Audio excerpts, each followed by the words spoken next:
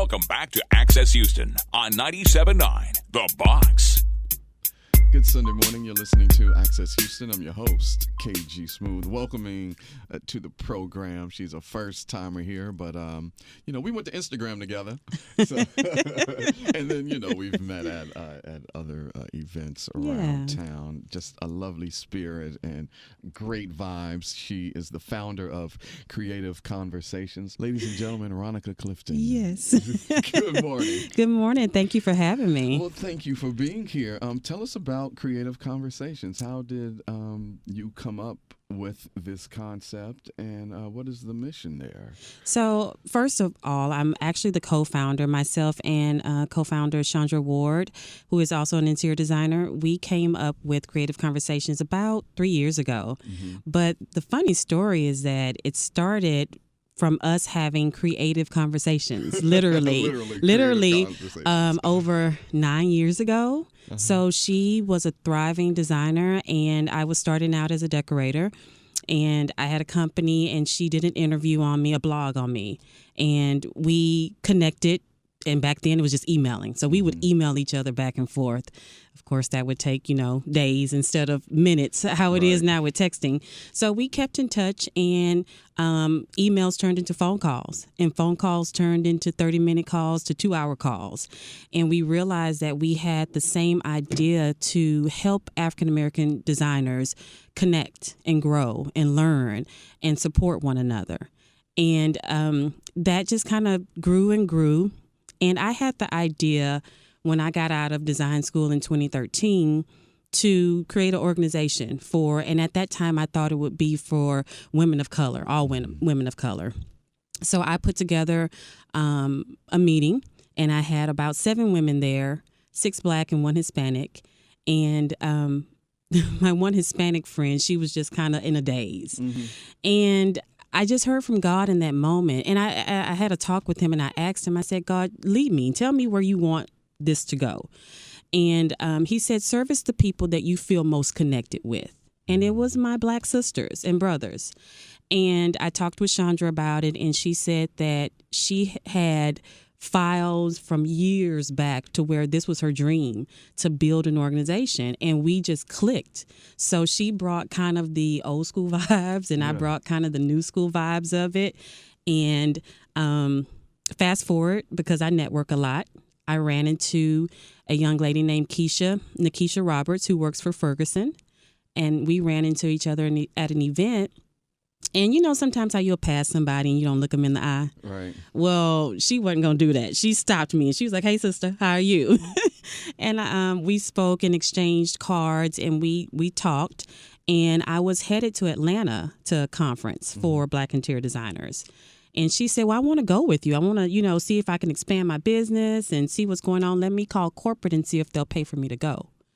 And she came back and said, hey, you got a minute to talk? And I said, yeah. Mm-hmm. She said, well, when I called corporate to ask them about me going to Atlanta with you, she said, well, didn't y'all have a great event in Houston with this group of Black designers? Why don't y'all do something like that in Houston? And we ran with it. So that's where the Texas Black Interior Design Symposium came from. Ferguson is our title sponsor, and they are helping us put together this inaugural event. Wow. Yeah. And the event is happening September 20th and 21st. All right. So that is this coming Friday and Saturday. So what can people expect when they come to the Texas Black Interior Design Symposium? Wow. So a lot of greatness. I mean, we have so much talent right here in Houston. Oh, I'm a Houstonian. I'm a native Houstonian. And Houston is winning right now. Yes, we are it. Yeah. I mean, as you can tell from traffic, it's like thank you. Everybody is in Houston. Rhonnika, thank you. I'll be telling folks. It's like it used to be where you can get somewhere in 30 minutes. No, you better give yourself an hour now. Yep. So we are expecting Houston to come out and support. We have some great celebrity designers coming to Houston through Chandra and myself's connections that we've made over the years. We've been able to get some awesome sponsors. So on Friday night, we will actually be at Neiman Marcus in the Galleria. And we will be partying with celebrity interior designer Corey Damon Jenkins. Okay. And thanks to his publicist, Alton Lede Media, we are having a fabulous night with him and the home and architecture writer of the Houston Chronicle, Diane Cowan. Oh, wow. So she's going to be interviewing Corey. And it's just going to be a beautiful night. I mean, it's the Galleria, it's Neiman Marcus. Right, you can only imagine swanky, fun. Yeah. Yeah. So that's Friday. And then Saturday is going to be our educational day. And it's mainly catered to the design community. Mm-hmm. And let me preface this because I've gotten it in my DMs, hey, Rhonnika, I'm not Black. Can I come? Absolutely. Because we want to get this message of diversity out there. This industry That's Houston. And it's Houston now. It's not Houston. the Houston that we used to know. It's different. I mean, when you surpass New York City as the most diverse city in the country, you got to make some changes. Yeah. Exactly. Yeah. So the face of interior designers it's changing. Yeah. And it's not what you see on HGTV anymore. It's different. It is. I'm so glad that you said that because my good friend, co-worker, Keisha Nicole, who does middays on 97.9 The Box, she's moving, and I went over to her house the other day to help her move, and she had on, I think it's on Netflix, and so there's a married gay couple, like one's a stylist and the other one's an interior designer. I just binge watched it. Oh my God. Yeah. Jason Bolden. And Amir is his husband. Yeah. Isn't it? Have you watched it? Just what I saw while I was at her house. I haven't sat down and watched it because I think they were styling Eve for something, and the other guy, he was doing somebody's house. But it looked really interesting, though. Yeah.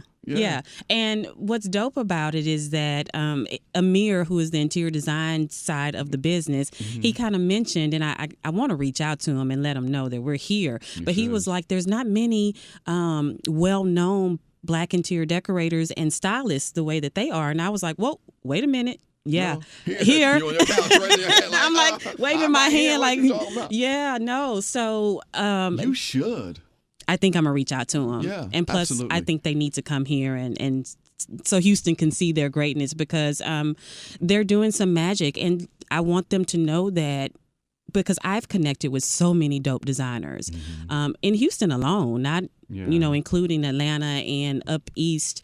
But Houston has got the magic. And for some reason, we're kind of always at the bottom of the totem pole. Like, I don't get it either. And it's like, we're not cows and chickens. No. Definitely not. Not. So that's what this symposium, Chandra and I would love to highlight, is the fact that there's great talent right here in Houston, in the fourth largest. I'm sure we're moving to third largest, but fourth largest city in Houston. After the census are done, we'll be third. I think we're third, yeah.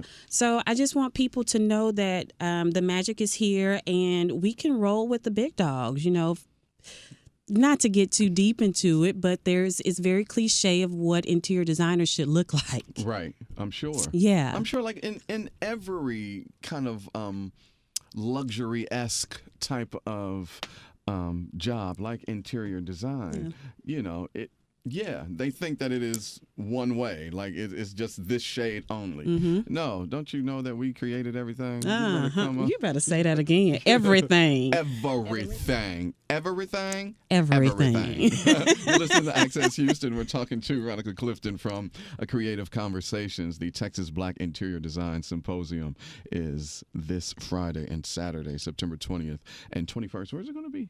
So Friday night, like I said, will be at Neiman Marcus in the Galleria. And then on Saturday, we will be at the Ferguson Bath Kitchen and Lighting Gallery in Sugarland. So it's a brand new showroom. They've been open, I think, for a little over a year.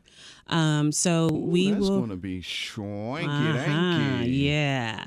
So we will be there. We have Chick-fil-A is sponsoring our breakfast. We have an awesome chef who is sponsoring our lunch and dinner. And we have celebrity interior designers, Nikki Chu. I was just about to say, you got some folks coming up. Who's going to be there? Drum roll, please. Celebrity designer Nikki Chu and Monica Wilcox will be there. They have a great new joint venture called Design Mecca. And so they're coming to chat it up with us. I love Nikki Chu. Like, she is my interior design goddess. Yeah. So she's one of my inspirations. And thankfully, I made a connection with her a few years back. So I was able to, like, will you please come? And she's graciously said yes. So they're coming, and they will have their book, and they'll be talking with us. And then we have some local people. We have Kay Whitaker, who is a systems automations manager. Like, she teaches you how to set your business up so it can run smoothly, and you're not spending a lot of hours doing work that you don't need to do.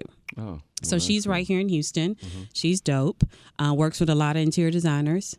And then we have Houston native, but she's living in San Diego right now.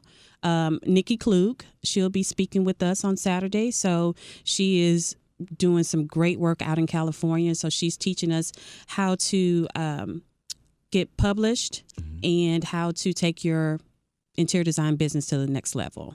So what was it for you that got you interested in interior design? Were you one of those kids who, would change around the living room or just find little things, set it up here? Like, what got you into it? Not at all. No. Not at all. I can remember from the time that I was a little girl, probably all the way up into middle school, I wanted to be a pediatrician. Wow. And so I went all through high school, through healthcare. My first year of college was nursing school. So this didn't happen until around my early 20s. Word. I was working fashion retail, and I have a sister. There's like a 13-year gap in between us, and she owned a resale furniture store. And I was getting my first apartment, and I needed furniture for free. Yeah. So I went and I loaded up, and I decorated my apartment. I didn't know what I was doing. I just knew that I've always had a love for fashion. My mom always showed that to us. So I kind of treated it the same way. And she came in one day, unbeknownst to me, while I was at work, and she called me and she said, yo, hey, so you took all this free stuff and you put this apartment together like this? And she was like, you need to create a business from this. And I was like, okay. So again, 13-year gap, big sister is telling me what to do. I'm like, okay, I'm gonna get right on that. So I did. I started looking it up, and my mom's house needed some work, and I asked her would she be my guinea pig, and she said, yeah, of course, like a mom would do. Right. And that's where Decorator Diva started. And I had a pretty great career with Decorator Diva. I worked with Kirkland's, and we did some grand openings with them and worked with Channel 13. And I got the bug. So I said, okay, I learned that there was a difference between decorating and design. Right. So I went to design school, went to Art Institute of Houston, and got my degree, and now I'm here. And now she's here, and with her inaugural symposium, the Texas Black Interior Design Symposium, that is this weekend, the 20th and the 21st. Friday will be at Neiman Marcus in the Galleria, and then Saturday will be Ferguson in Sugar Land. In Man, this is exciting. Yeah. This is exciting. I'm glad that you hit me up and asked about that, and I'm very happy to use this platform to put this out, because I'm sure there's some folks out there with the same dreams and aspirations are like, well, I don't hear anything about, Black interior designers or anything like that. So where do people need to go to register, get all of that, all the info, if they want to participate? So you can head to www.creativeconversationshouston.com. Again, www.creativeconversationshouston.com. You'll find the Eventbrite link. You'll find information on Creative Conversations, so you get a little background about what we do. We cater to not only interior designers, but real estate agents who may need stagers, architectural photographers, because we need that in our industry. When we finish a project, in order for people to see the beauty of what we've done, we need a photographer to capture that. So photographers, real estate agents, painters, artists, all of that. All these people are welcome, because they're all connected to how we can enhance the function and the beauty of our clients' homes. No doubt. And shout out your social so they can follow you there as well. We are on IG, Creative Conversations, HOU. My personal IG is RJ Clifton Designs, LLC. And we are on Facebook also at Texas Black Interior Design Symposium. No doubt. The incredibly Rhonnika Clifton, founder of Creative Conversations. Thank you so much for coming on. Thank you. I really appreciate that. Thank you for having me. And I want to shout out my friend Lizetta. She's here with me. Lizetta is a dope artist. We actually connected, and she does work for interior designers. And she has graciously offered her. She's actually multi-talented, so she's an artist and a graphic artist. So she's offered her help on the team for the Texas Black Interior Design Symposium. So we're working together to, so all the graphics that you see, Chandra and her have put it together and done magic. And if you go to my Instagram page and look at some of my projects, you'll see some of her work. Oh, yeah.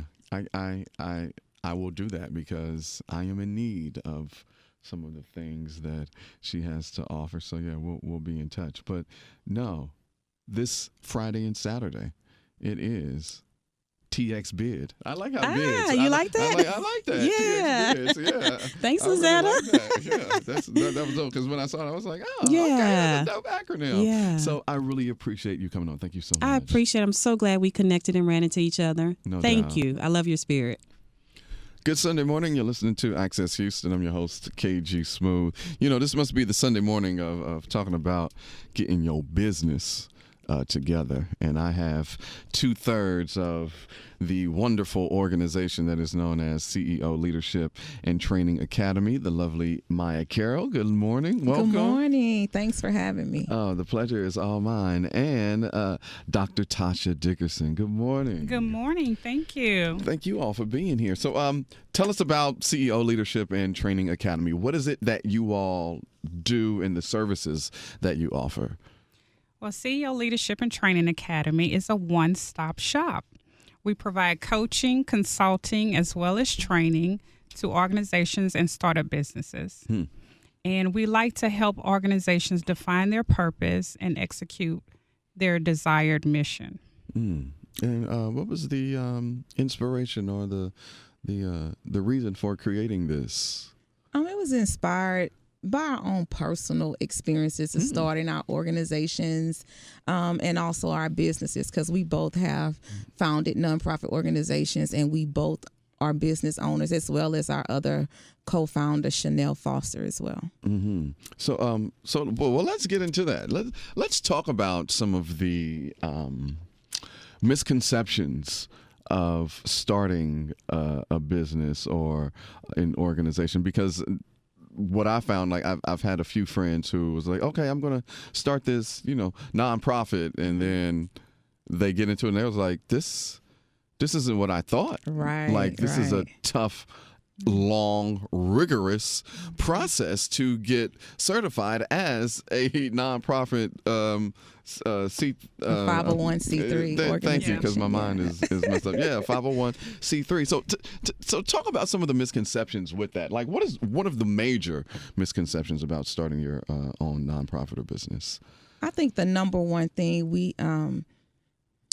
we have to understand, just because you register with the state, you fill out your articles of incorporation, which is $25 in the state of Texas, it does not make you a 501c3 organization. And so many people believe that, and they start getting donations and sponsors and having these big events, but the people are unable to write it off because it's not tax exempt. So I think that's the number one thing.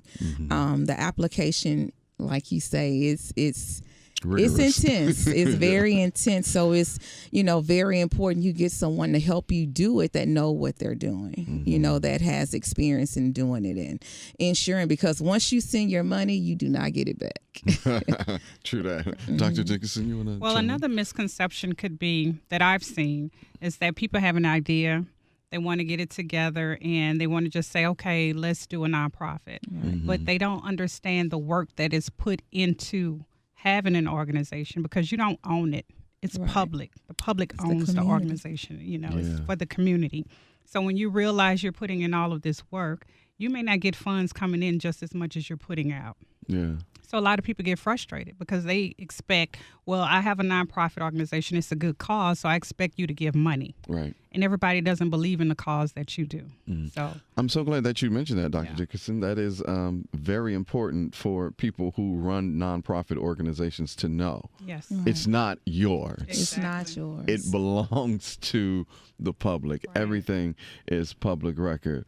And so with that, you all have some things that are that are coming up. How are you all helping the community with getting all of their ducks in a row and things together?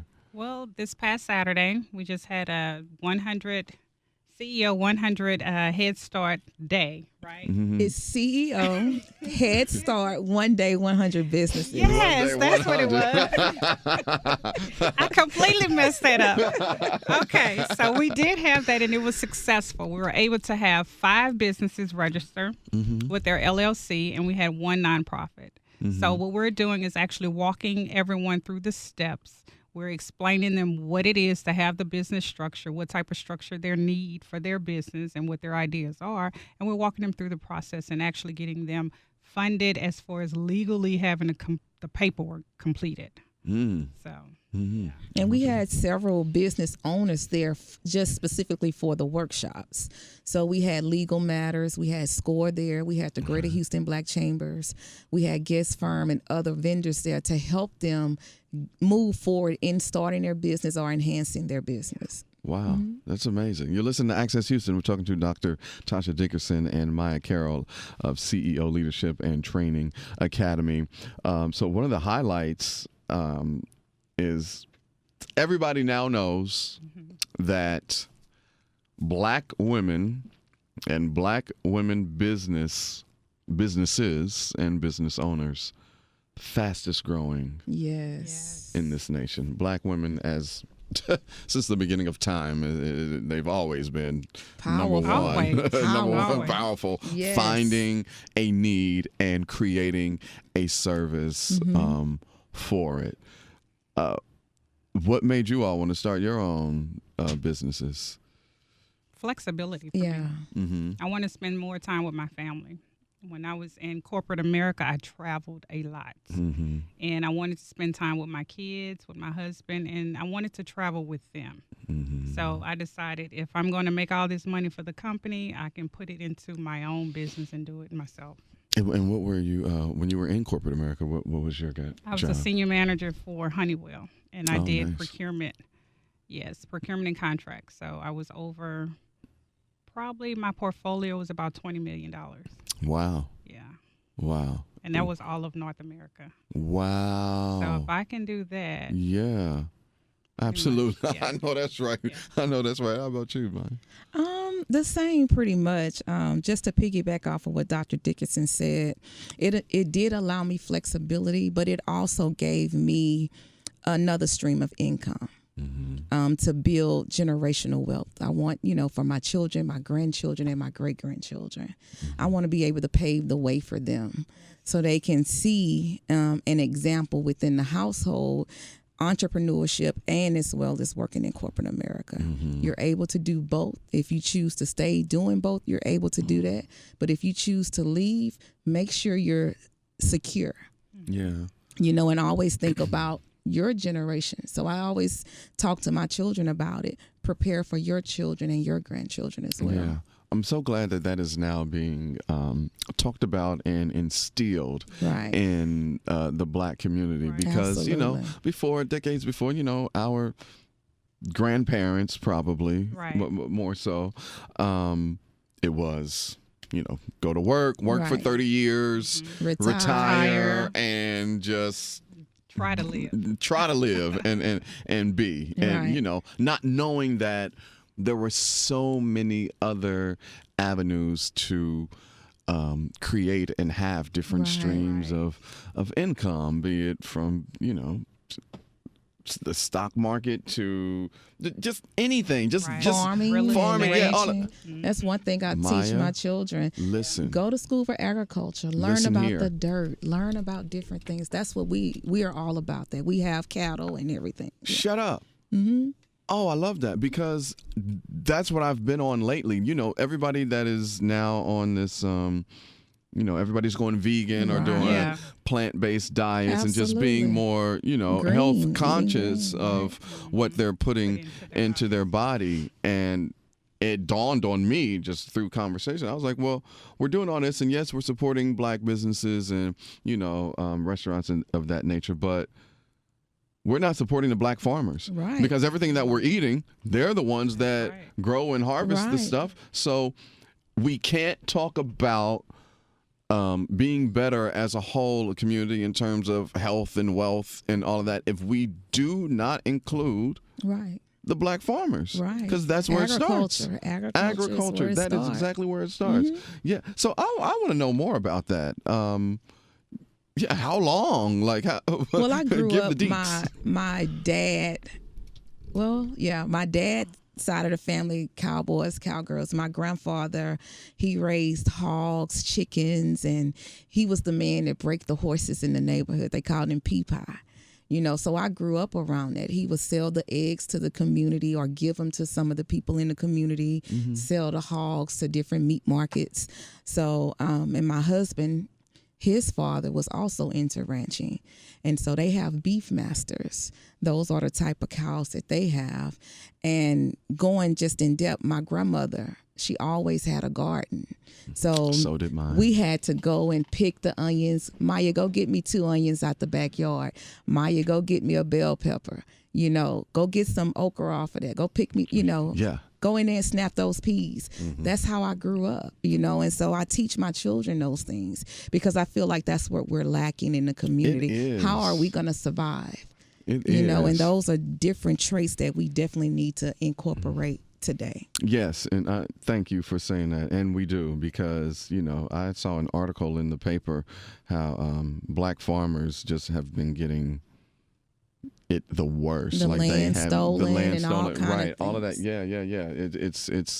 It's very sad. But what is the light at the end of the tunnel is the services that are offered at CEO Leadership and Training Academy. Where can people tell them where they need to go to get you all services and find out how they can be better with it?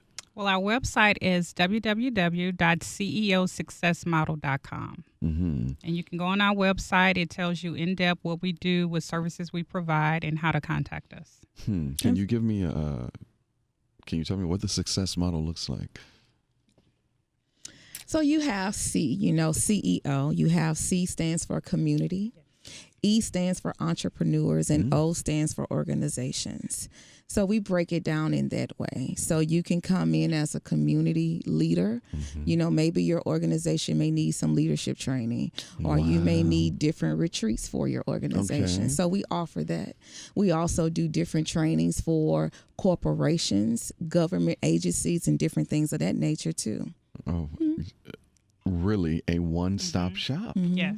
For businesses and entrepreneurs. Wow. That's amazing.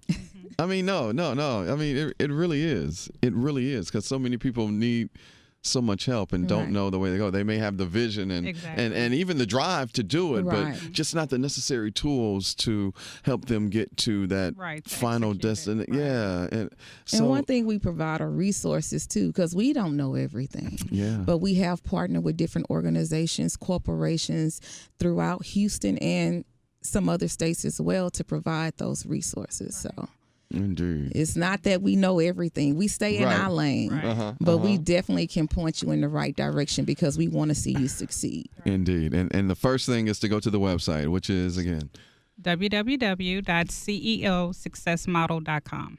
And what is it that you want, them to know when they reach out to you all?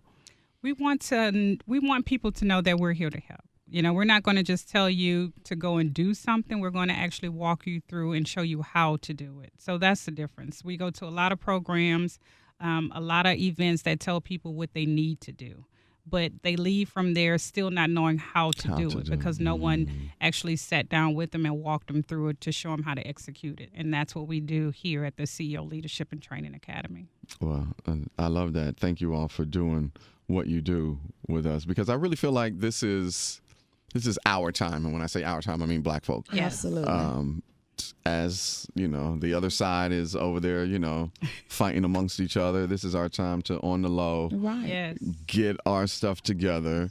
That's right. And go get it. And go get it, and get make it. that change within us, because Change It's the a- narrative. We Yeah. have to. And got it's to enough change out the here narrative. for all of us. Yeah, and this is ours. Yes. I'm sorry.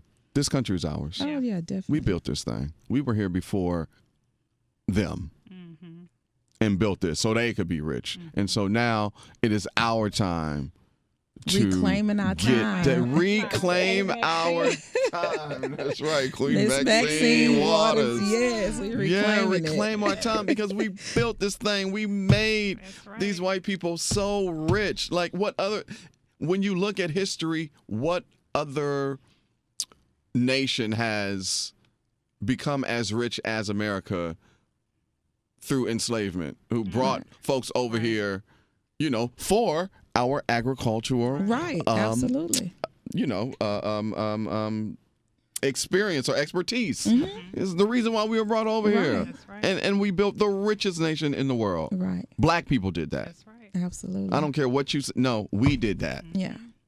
Okay. So thank y'all for doing that, and go to the website. Get Dr. Dickerson one more time for the folks. www.ceosuccessmodel.com. Dr. Toscha Dickerson and Mya Carroll from CEO Leadership and Training Academy. Thank you, ladies, for coming on. And shout out to your third partner. What's her name again? Yes, I'm sorry. Chanel Foster. Foster with Foster's Financial Education. And Chanel. Too bad you couldn't be here, darling. But maybe next time we'll have all three of y'all. We'll have the Holy Trinity in here.